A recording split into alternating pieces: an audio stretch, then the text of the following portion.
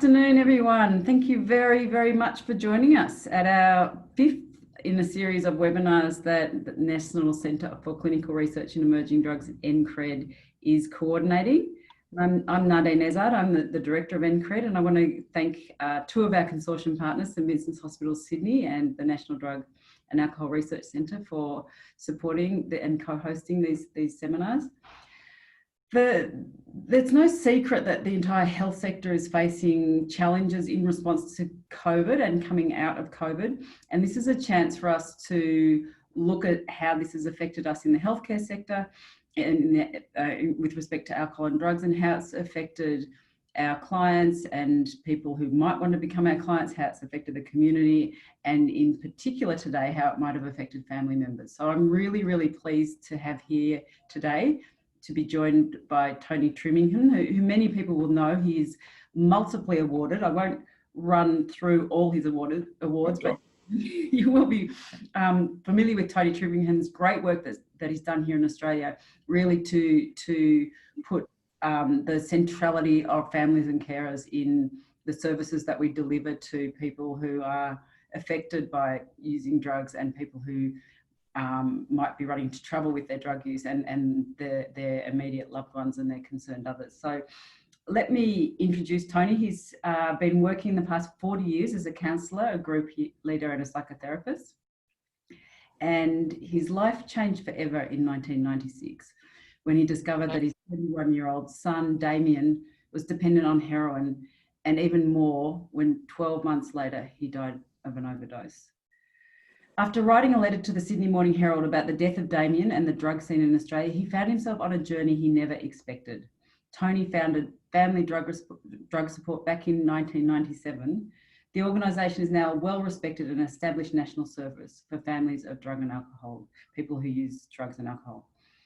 So perhaps Tony can introduce yourself a little bit more, but it'd be great if we can get into talking about what you're seeing differently during this COVID time. Yeah, sure. Well, I guess like everybody else in the world, we've been affected by COVID. The major thing that's affected us is that we've had to cancel or postpone a great many of our services, particularly courses and events for families, our support groups.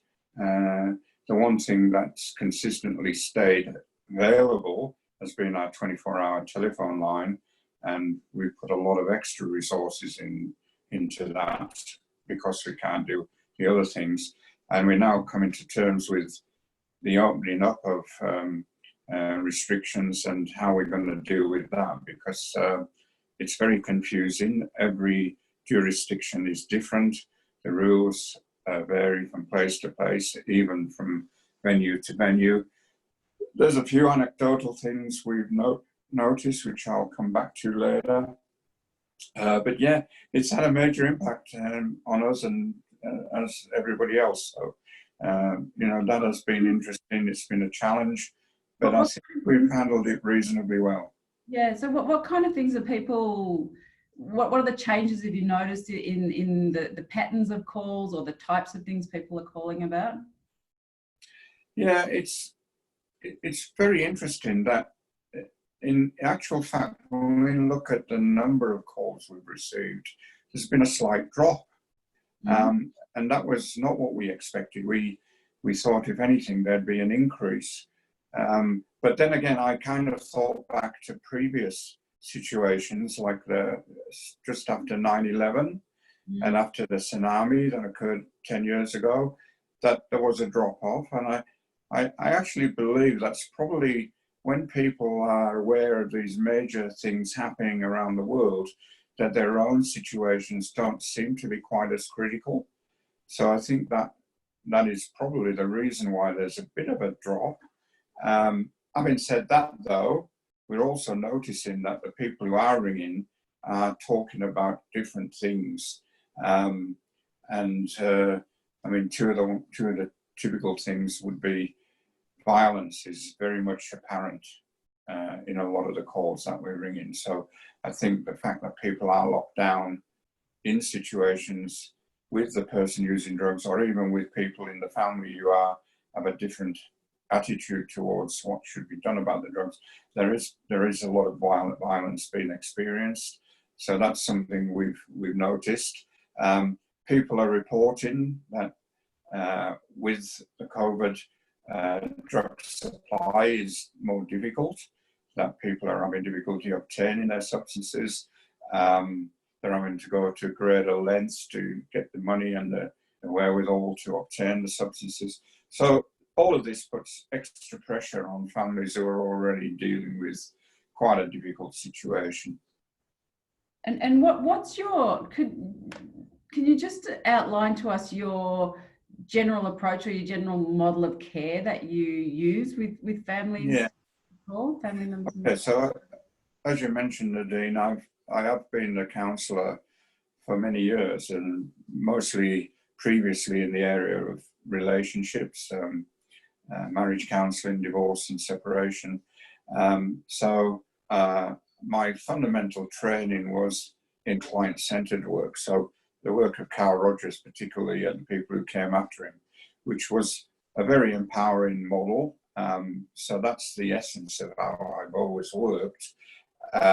But then coming across to drug and alcohol when we started FDS and after David had died, I was quite surprised to see that very often the model used by people in the drug and alcohol field was a medicalised model, and reasonably directive. And if we enlarge that to include the abstinence-based treatment and 12-step models, I found it originally quite disempowering. So I kind of liken the two ways of approaching this as one's like a wrestling match where you've got to get people on the ground and get them to submit and admit that they're powerless and they have this terrible disease that then they're always going to have, and they have to hand over to a higher being or to other people who are more knowledgeable. Whereas my view of therapy should be an empowering thing, and it should be that people make their own decisions and that the facilitator is there to encourage them. And it's rather than a wrestling match, it's a dance where people work together and people come up with their own answers, and the therapist's job is to actually facilitate that, not to impose it. So I think that's fundamentally the difference between the way we operate at FDS and the way some people approach drug and alcohol work. One of the things that we often notice is that family members, out of love and care for someone, might inadvertently be doing things that are actually damaging both to themselves and to the other person. And learning what you can and can't do that's helpful is quite difficult. So what kind of approaches and strategies do you take to assist the family member themselves who's not the person who's using it? Yeah, look, you're absolutely right about that. That families, and we have an idea in our model that families never do the wrong thing. So we don't ever say you shouldn't have done that, or you need to regret doing that, or that's wrong. But it is true that often, in struggling to find the right thing to do, families often do go down the wrong path. One of the things I utilise is a metaphor of being a family member being pushed out onto a tightrope. And this I got from my previous work working with divorce, because it was the same metaphor I used there, that when our relationship comes to an end, or when we find that we've got these issues in drug and alcohol in our family, it's like we've been pushed out from a familiar place to this really scary place. And our first instinct is to get back to where we were. With relationships that are failing, it's better to be in the familiar, even if it's not very good, than out there in this scary space. And it's quite the same with drug and alcohol issues too, that families just want to be back where it was familiar and you knew what was happening. So almost always the first reaction of families is, let's get it back to where it was. And they do everything they can to. that doesn't work, and you still find yourself out on the platform. So what people then tend to do is they look for safety nets that might solve the problem. And in drug and alcohol, some of those safety nets would involve letting them hit rock bottom, pushing them out of the home and you know, sink or swim. Or another one they might use would be, we just get them into treatment. Somehow families have this idea that treatment will be the magic thing that will cure everything. And so if we can only get them in that door, it's gonna be okay. Well, of course, we know that that doesn't work. That people have to be motivated, people have to be ready. It's often a time thing, and it's usually very small incremental steps that people take to working out what they need to do. So again, people will find themselves up on this tightrope no matter what they've tried to do. When we first started FDS, I think every week I had somebody who'd ring me up with a miracle cure for heroin dependence. And we all remember the rapid detox story, the naltrexone implants, the body treatment, the African herbs. There's always somebody who's got something that's somehow a cure for this. And again, families are desperate for this. When the naltrexone thing was happening, I used to get dozens of calls saying, "Why aren't you pushing for this? Why aren't you pushing for this?" And I was very, very sympathetic to what they were after. But thankfully, I spoke to Alex Wodak and people like yourself, and I was put wise to what the reality was, that these things that seem to be working are really fraught with a lot of danger. So, but people still look for the miracle cure. They still hope for. I mean, I guess just to interrupt, in terms of a medical sense, we have what's called evidence-based interventions. So things that work, but it doesn't mean that some non-evidence-based things don't work for some people, and it doesn't mean that the evidence-based things are going to work for everyone as well. So that's a difficult thing for families, I think, to negotiate as well, that kind of complexity. Oh, it is, and it's trial and error, and it's, you know, try it and see how it goes if you think it might be useful. But again, I guess generally what I'm suggesting in this metaphor is that while these things look great and we think they may solve the problem, inevitably for most people they don't. And so no matter what you do, you find yourself back on the tightrope. Now the other thing we utilize in this model of the tightrope walker is we have this thing we call the balance pole. And if you think of a tightrope walker in the circus, they have this balance pole which helps them maneuver their way across the tightrope, keep their equilibrium, keep their balance. And what people tend to do when they're in crisis is discard their balance pole. So we give up all those things that are good for our well-being. We stop seeing other people. We stop our hobbies and activities. We discard yoga and exercise and all the things that really normally make up our life. And so one of the things we work on very, very particularly with families is self-care and picking up the balance pole. In our Stepping Stones program, for instance, we give people homework. The very first week we say, go home and sometime this week, do something that you haven't planned and you wouldn't normally do. And they look at us as if we're mad. You know, what's that all about? Well, it's actually admitting that you're valuable and that you deserve to take care. And gradually we do these things which improves their attitude to self-care. And once they realize that it's important that they look after themselves before they can possibly be able to help and support the family member, then they get it and it starts to work. Yeah, so it's so yeah, we have a variety of services. We've got our 24-hour telephone support line, which is run by our volunteers who are trained. We don't give advice. We're not counsellors, professional counsellors. We are not advice givers, and we're not experts.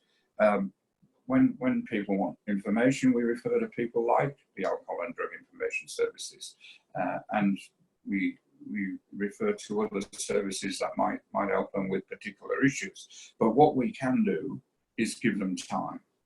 We can listen. We train our volunteers to understand what a person's feeling, and we use motivational interviewing, of course, which we find a really brilliant way of helping people to come to their own decisions about what to do. And what about finding that line between what you can and can't do? I mean, if the family member wants to stop their other family member from using drugs, do you have an approach to that request? I just want to stop them. Yeah, well, again, we use the motivational interviewing method. So you're right that often the main thing that's on their mind and what they want is, how can I stop them using drugs? And so my first question there would be, what have you done so far? We've done this, we've done that, and it doesn't work. Okay, so if that's what you want, but when you've tried this, that, and the other, it doesn't work, what could you do if you can't actually get to that goal of them being drug-free? What else could you do? And they then start to think of things. I mean, I have a bit of a typical story that I can tell you about a phone call I got, but I've also had it many times since in different versions. So a woman rings me up and says, I'm throwing my son out on Friday. So my immediate response to this is, okay, you're throwing him out. Why are you ringing me then? And what I know is, of course, is she either wants me to talk her out of it or to approve of it and give her permission to do it. And what it's telling me is she's in ambivalence. It's like a suicide call. Suicide calls are people who are definitely contemplating suicide, but they want to be told yes or no. So with this woman, I then ask why she's made this decision to throw him out on Friday, and she'll tell me the very typical stories. He's causing uproar in the house, he's stealing money, he's telling lies, he's not following up on his promises, he's bullying his sibling. So, I then give her quite a bit of empathy about that and acknowledge that that's pretty devastating, and she's reaching the other end of her tether and she wants to do something about it. So, and then I say, okay, so you've decided to actually throw him out on Friday. How did you make that decision? Well, everybody tells me to. Oh, that's interesting. Who's told you to? Well, my next door neighbour has told me that if I don't do this, he'll ruin me. My brother-in-law is on my back all the time about how terrible he is. People at work saying, it's going to ruin you. Even the drug counsellor I went to told me I should contemplate doing something. Yeah, okay. So you've got a lot of well-meaning people telling you to do this, and that's why you decided to do it. So if you go ahead on Friday and you ask him to leave, how are you going to feel? Terrible. Well, that's interesting. So despite the fact that you've got all this crap going on around you and you don't want that to continue, and you've got these people advising you to do this and you've made your mind up, you're actually saying that you're not going to feel really good about it. Tell me about that feeling. Terrible. Where's that coming from? Well, I won't know where he is. He'll be out there doing whatever. I won't know whether he's got a roof over his head, getting fed. I'll just be so full of anxiety. And so, okay, yeah, I understand that. That must be difficult. And you're scared and you're fearful and you're going to be worried. So I've been put up with this for a number of months or even years. You've got all this advice, you come to this conclusion that you're going to do something, and asking him to leave is going to be what you do, but then you're going to feel terrible about it. So you've got those two alternatives.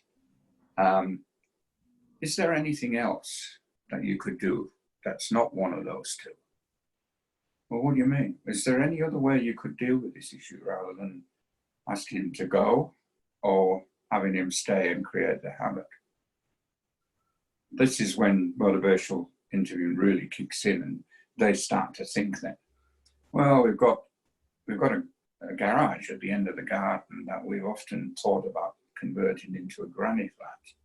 I suppose one thing I could do is do that and see, you know, having my separate from the house, but at least I'll know he's somewhere at night time and blah, blah. Okay, so that's now 3 options. You've got the stay, the go, and the granny flat. Anything else? Thinks a bit longer, and she says, well, his Uncle George, my brother, has always said you could go down there for a few months and stay with him, and you could have a talk to him about. Okay, so now you've got 4 alternatives.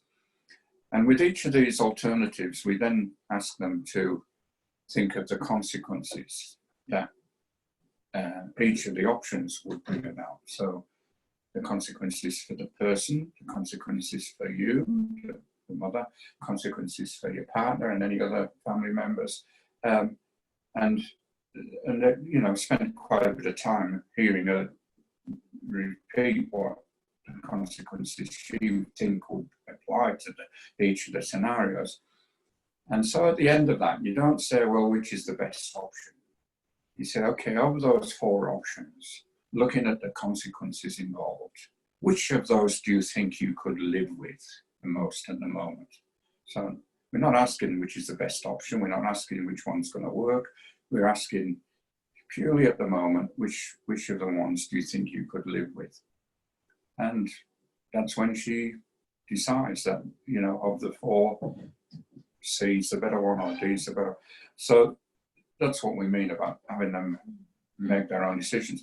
And the beauty about that is they've made the decision. If I tell her which one to do, then I'm either the villain or the expert. So I'm the person who told me to do this and it went haywire, or I'm the great expert that told her what to do, and it's all down to me. If she makes the decision, then she feels empowered. And of course, we always tell them that these things aren't set in stone. And we use an action learning methodology, which means they've always got to constantly review what's going on and change what strategies are in place. But generally speaking, that model has worked very well. And, you know, we literally... And I guess what you're saying too is it's about working with people to understand that they can change their own behaviour, but they can't change the behaviour of somebody else. Yeah. Now, we push that to them quite often because they somehow think that they can. And, you know, we know again from evidence that that's not the way it works. Right. But, you know, we don't take away hope, because people do turn their lives around. People do give up alcohol and drugs, but it's in a particular time frame that is applicable to them, not some formula that I can give them or any other expert can give them. If anyone's got any questions, please send them in. We're here to answer questions, so just type them in and we can answer them at any time.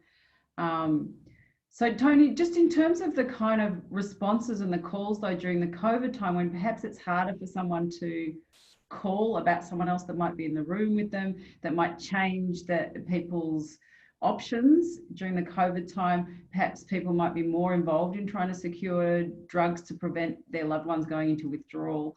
Are you getting different types of calls, or are you having to change the way that you're providing your responses? To be honest with you, no, we're not. The calls are pretty similar to what we've experienced previously. As I said before, though, the fact that they are often in closer contact with the person, or even with family members who think differently, because one of the things about this, of course, is that the whole family is affected, and often in a situation, let's take a case of parents dealing with a teenager using drugs, the father will have a very different approach to what should be done to the mother. So, you know, they have to cope with all of that. And one of the things that, again, when we're teaching people how to cope and how to work with each other and get win-win rather than win-lose, is do encourage them to talk. We've developed a stages of change that families go through, which is kind of parallel to the Francesca and DiClemente stages for drug users. We've identified that families go through stages as well, and that the responses at different stages will vary between the father and the mother. And what we're really aiming at is often fathers will be what we call a masculine controller. So they'll be the ones who want to be hardline, tough love, ultimatums, do this or else, fairly black and white in their thinking. The mothers, more typically, will be what we call the feminine controller. We just use gender to identify the two different areas. You could call them hardline and softline. It isn't always the father. Sorry? Not to slip into the gender binary there. Yeah, well, often people mention that, and it's definitely not meant to be that, but it is descriptive. But it is often true that the masculine controller in some families would be the mother, and the softliner would be the father. So it's not applicable across the board. And single parents, of course, they flip from one to the other. This week they're hardline, and next week they're softer. So it's but the point about these two areas are that they're both controlling. Whether you use the hardline method or the softline method, you're actually trying to fix it, and you're trying to utilize strategies to bring about what you want, and inevitably neither will work. But when we get the two parents, for example, talking together, and the hardliner starts to be a bit more flexible and a bit softer in the approach, and the softliner then starts to put a few more boundaries in place. Because the danger about the softline approach is that people become worn out and people become over-involved and over-responsible and rescuing. And that's just as negative in many instances than the person who's throwing the person out. So what you want is a common approach that they can agree on. And that's flexible, and that can be changed as circumstances change. And it's not perfect.